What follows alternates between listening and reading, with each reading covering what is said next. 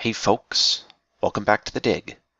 Last time, we found Maggie, brought Brink back from the dead, and cleared out the museum spire. Today, we are going to be exploring spire number 2.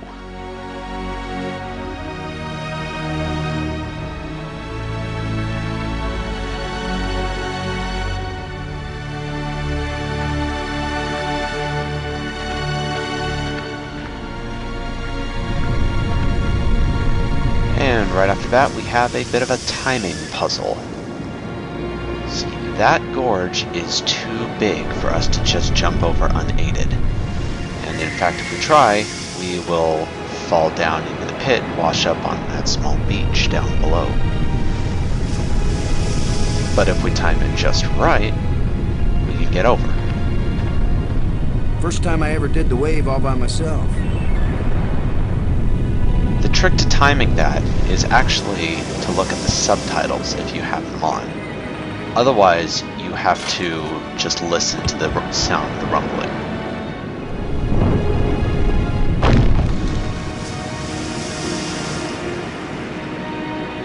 And now that we have our shortcut back, let's proceed forward. Looks like another light bridge generator. Let's get that switched on.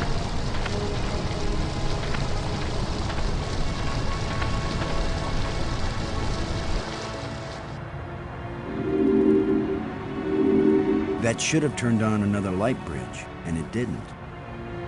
Bummer.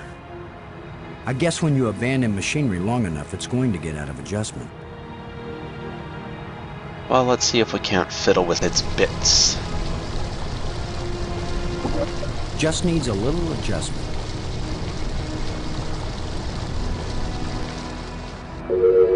And there we go, right as rain. By the way, once the light bridge is up, if you click on the activator switch again, it turns it off.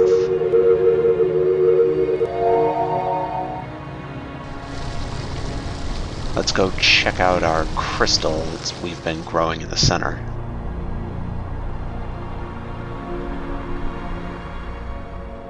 Definitely starting to look a bit more solid and defined, but it's still too ethereal for us to actually touch it. And we've got two places to go here. We have the cave behind the waterfall and the cave in front of the waterfall. I'm gonna go here first. Less to do.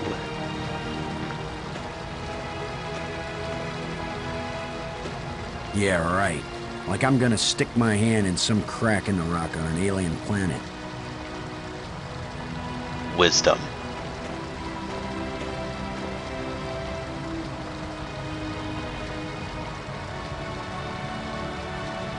It's a glowing blue rod.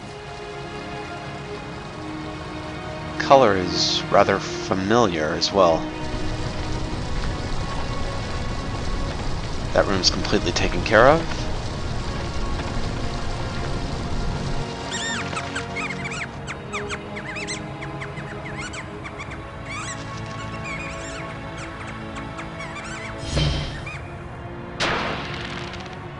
The way things have been going, I can pretty much bet that whatever that little beast just stole, I'm gonna want it really badly in a minute or two. Yeah, it's kind of part of the door. Let's go see if we can track it down. The last time I was small enough to get into a cave that size, I was 4 years old.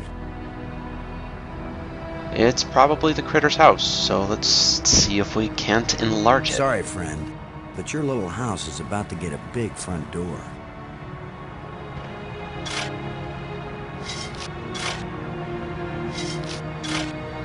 That looks big enough to squeeze through. Time to do a little bit of breaking and entering.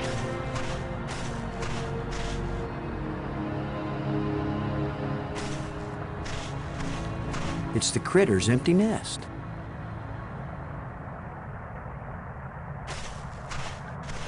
It's the critter's empty nest. Nothing for us here right now. We'll have to poke our heads back in later.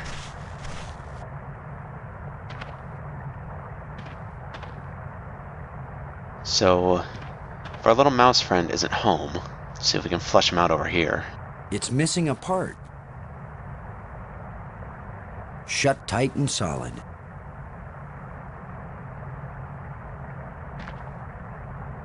A thin metal plate with a button on it. Presumably activates the door when everything is in working order. Just unidentifiable junk left by that critter. And we've got 2 holes down here. There's something moving in here. Ah, so our little part thief is hiding down there.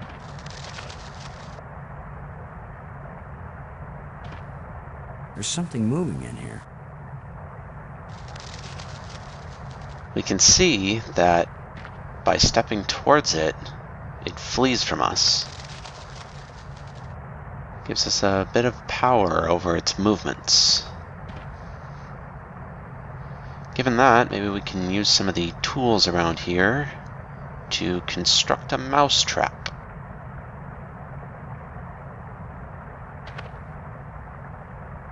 A short metal dowel. It looks like we have a very good cage down there on the ground. That's a nice fit.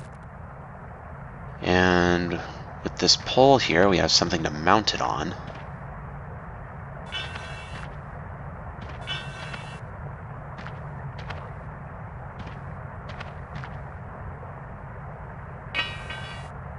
A place for everything, and everything in its place.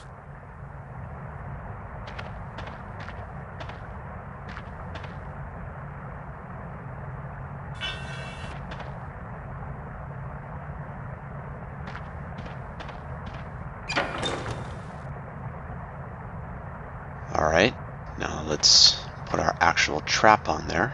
Scavengers have picked these ribs clean, but the animal can't have been dead very long because the rib cage is still holding together.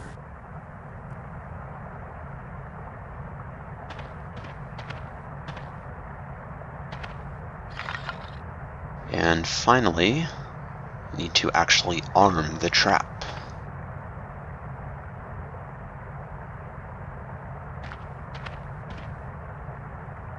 If only I had some bait for this trap, but I'll just have to play sheepdog. Alright, let's summon our quarry. There's something moving in here. Now this is a little bit finicky. You gotta take a wide path around the outside, because you don't want to scare it off in the wrong direction. Gotta be judicious with your clicks. Now I've got you. If I let you out, you'll head for the place where you hide nice shiny machinery parts. The only trouble is, how am I gonna follow you? Well, if we think back, we happen to be carrying a mouse-sized tracking device.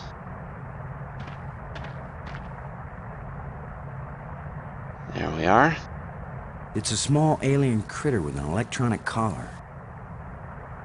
Let's let him loose.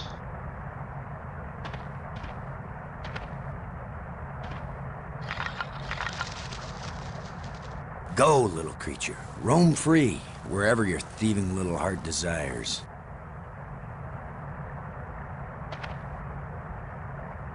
A thin metal rod.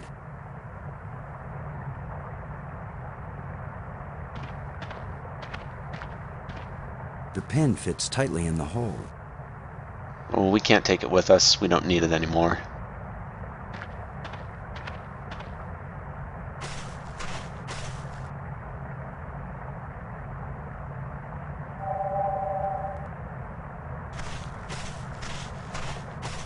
It's got to be right under here. This is where the tracker's pointing. Some nice soft dirt. We know what to do with that. What if I hadn't brought this shovel along? No, that's not worth thinking about.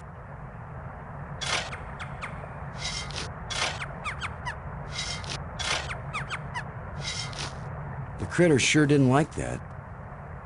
He took off down one of his tunnels. Well, he had what we needed. Now maybe I can get the door open.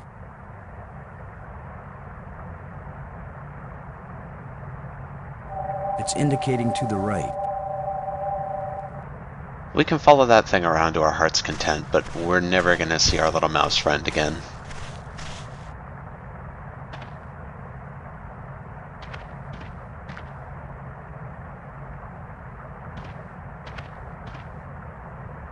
A lot of useless junk collected by that little thief. He's long gone from here. It's indicating to the right. Anyways, let's get that door fixed up. Now, with any luck, this will work.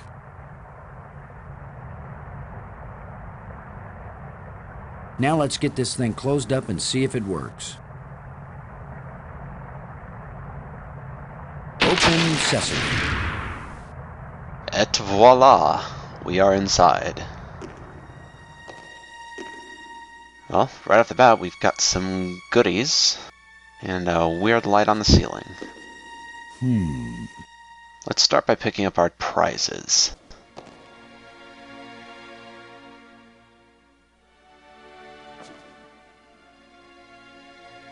Another one of these engraved sticks. Looks like we've got all the keys we need to open up all the doors.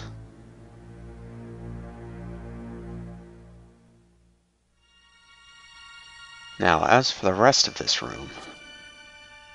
The scepter seems to have an electrical charge. Well, presumably it's meant to work within this room.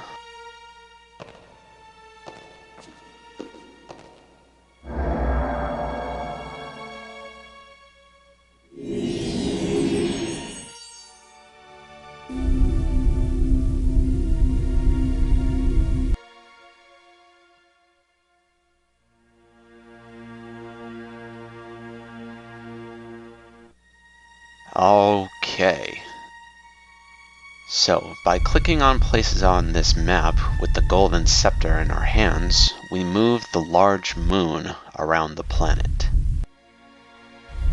Now, it's not immediately apparent what we need to do here, but you can see that there is a definite light source, and we should probably line everything up with it. We also saw back in the museum spire a picture of two moons being eclipsed by each other. Now, I said way back in episode 1 that if you don't know that right-clicking puts things away, you will actually get stuck in this game, and in fact it is this very screen that does it. Because if you click on the inventory box, it will actually move the moon. You cannot put it away that way. You have to put it away by right-clicking. You can't exit this screen with the scepter in your hand. Now, the silver scepter will move the smaller moon. So let's get it into position. It's not that way.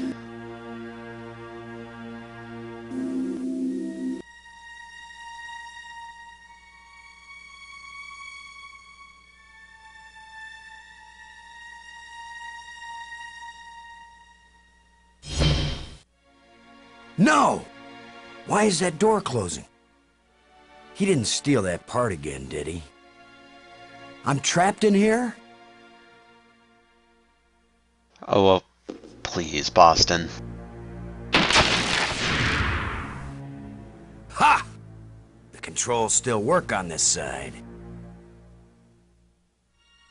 Strange how the diagram doesn't actually match up with what we did.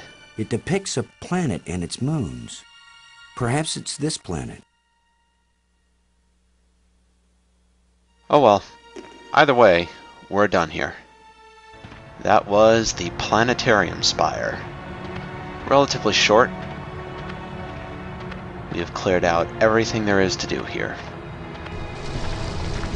Time to make our way back to the Nexus.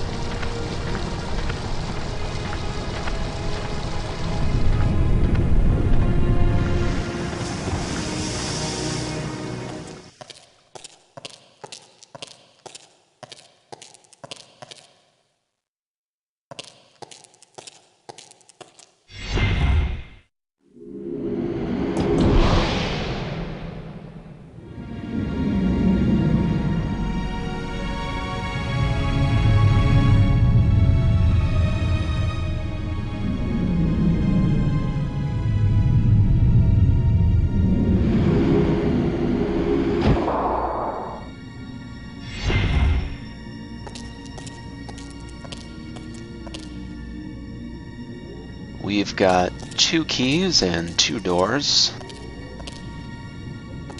So we'll just pick one and go with it.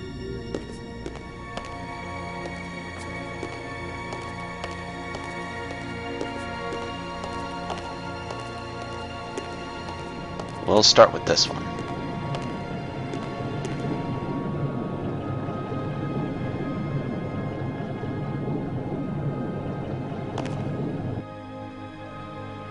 This door's opened up with the green rod. Nice, simple combination. Remember what I said about memorizing 3 and then just clicking your way through.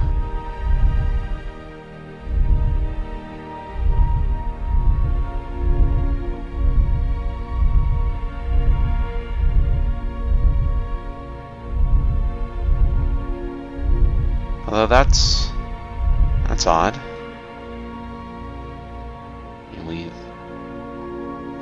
We did it. It was done.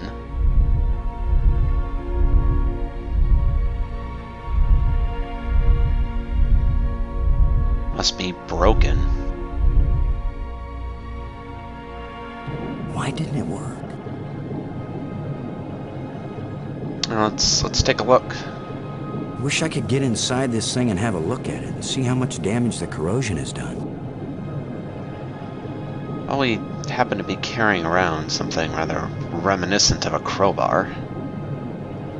Perhaps we can pry off that front panel and get a look at the innards.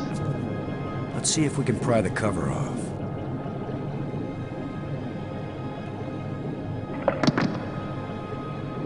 That's it. Yeah, it's a corroded mess in here. Some of the connections have been broken, but it's not getting any power. Okay, so let's get it some power. We've been carrying around this wire forever.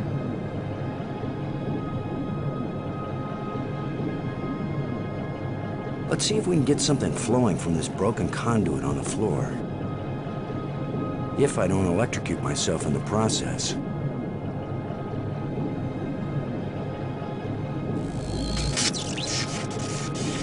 I should have been an electrician.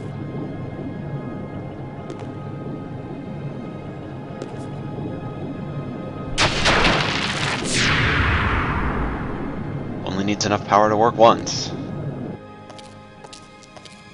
Yeesh. You ever hear that saying about what's on the outside reflects what's on the inside? Yeah.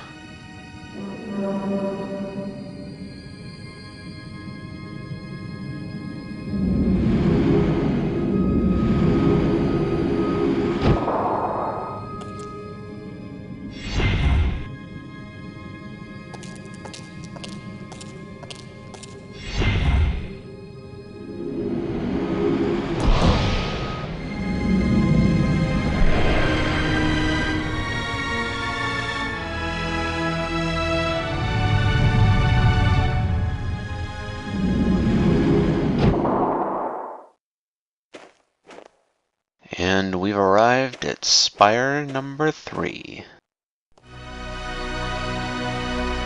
It's real pretty.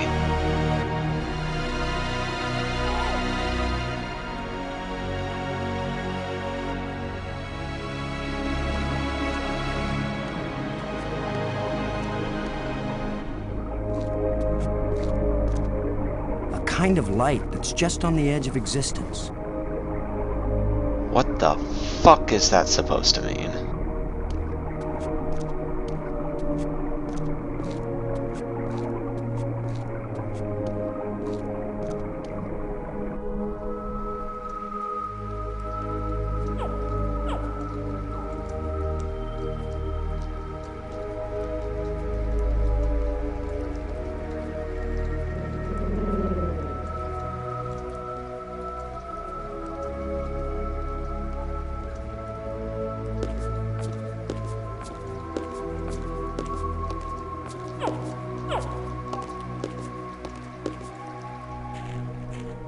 Got 2 ways to go in here.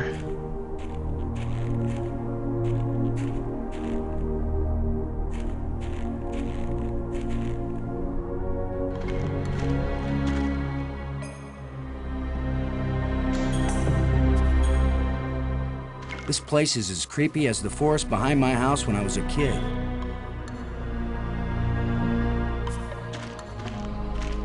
Well, hopefully we won't have to contend with whatever that thing was. It looks like a grate sealing something off. Maybe if we just move through here quickly, it'll leave us alone.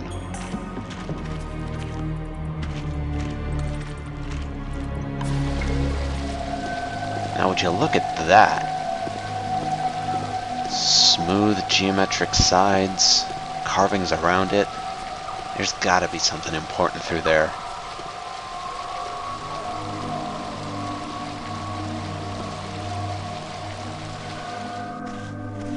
Or not.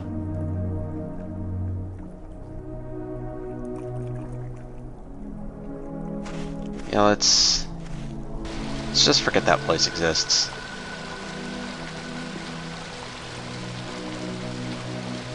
Got one more thing to check out up at the top of the falls, as Boston ponderously makes his way up there.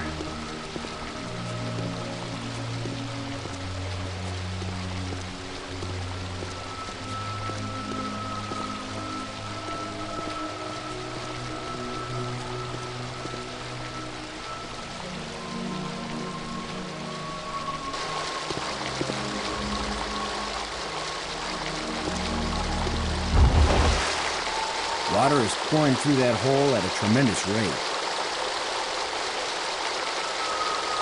Yeah, but there doesn't appear to be a way to keep it moving through there. As soon as we step off, the water stops. Also, yes, we are trapped on this screen until Boston makes his way down here. It's a little bit obnoxious, but we don't have to do it too many times.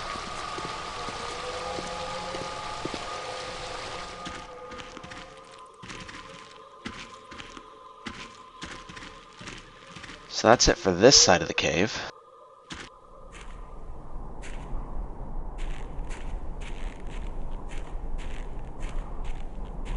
Go check out the other. Some sort of triangular bat-like species. Seems harmless.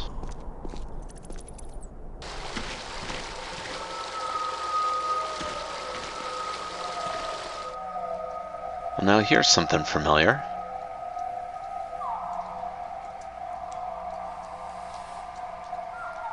Let's plug these things in and see what they do.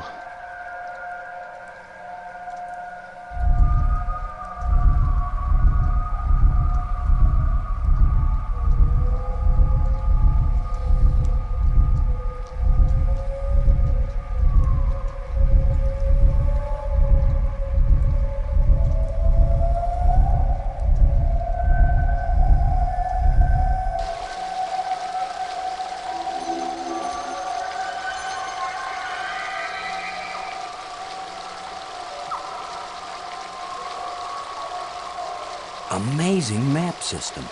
You don't even have to refold it when you're done. That's not really a map, Austin. It's like saying a picture of the LA Convention Center gives you a good grasp of the layout of the roads. No. While it doesn't seem to be a very good map, it's sort of previews something important. So maybe we can get a look ahead at that last spire.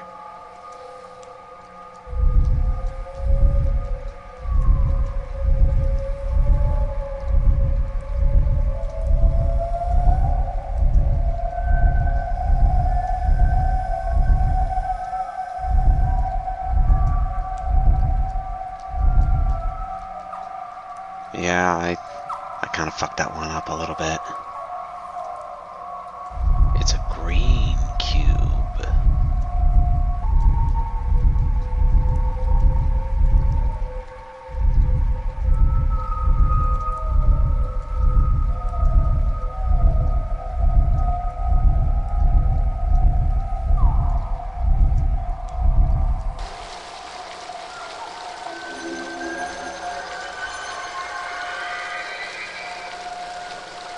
It looks like a crypt somewhere, and away below it.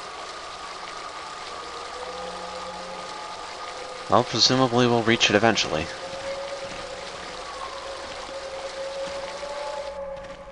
And here's this Spire's light bridge machine. Let's get this bad boy turned on.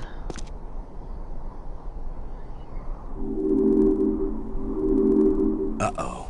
Looks like the warranty must have run out on this light bridge. Well, we know how to fix it. Just needs a little adjustment.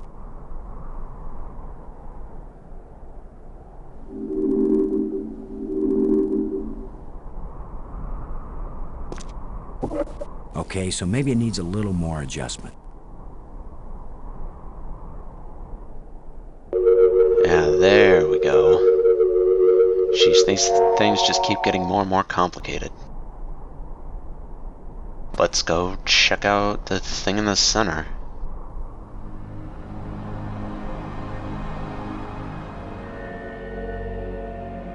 Now it's just starting to look alive. Something very distinctly organic in there.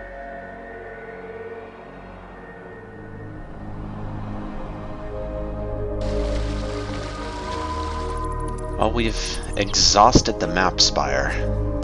There's nothing more to be done here for now. To the Nexus.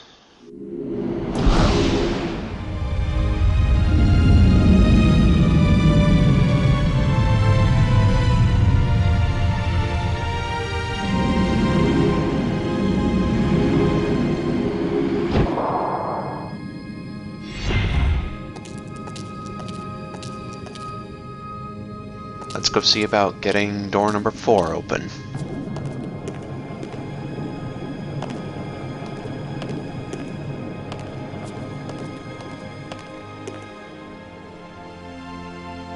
I promise I won't screw it up this time.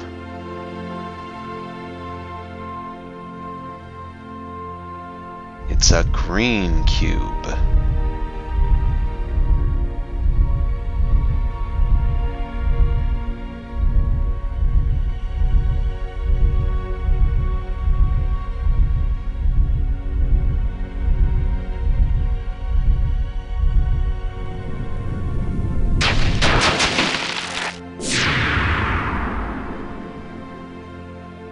There we are.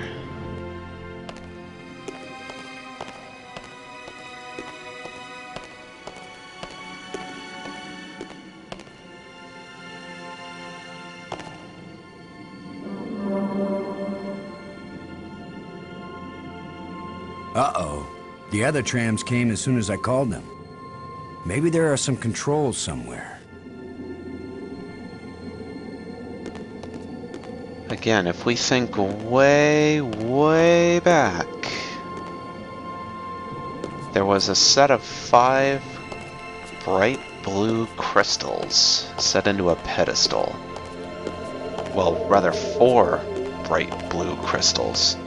One of them was dark. And from the room they were in, we had a nice view of the tram system. Let's go see if we can fix that 5th crystal.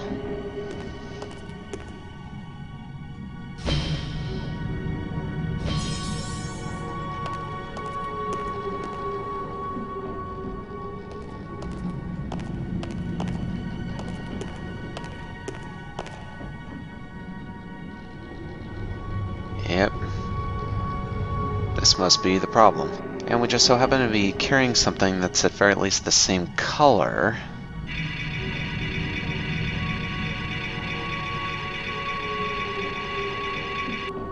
And what a nice fit. So here's how this puzzle works.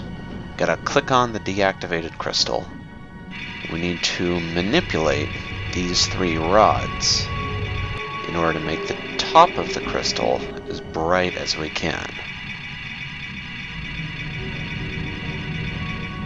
And once it gets to maximum brightness, it lights up. We can fiddle with the other 4, but it'll actually just shut the trams down.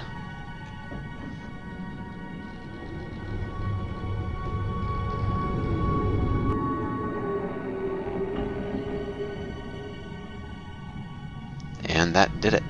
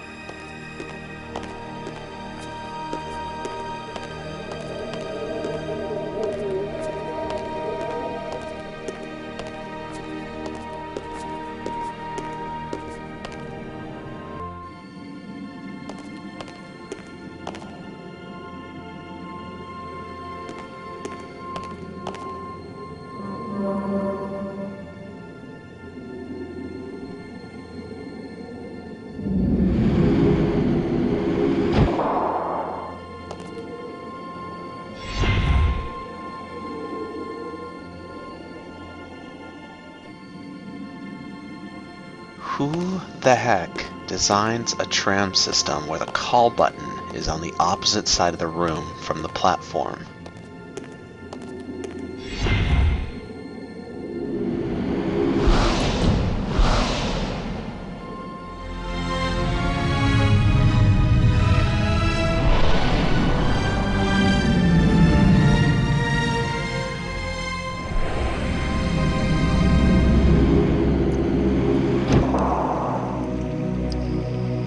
Spire number 4, everybody. But hey, we've gotten 2 done in one day, so that's enough. I'll see you all next time.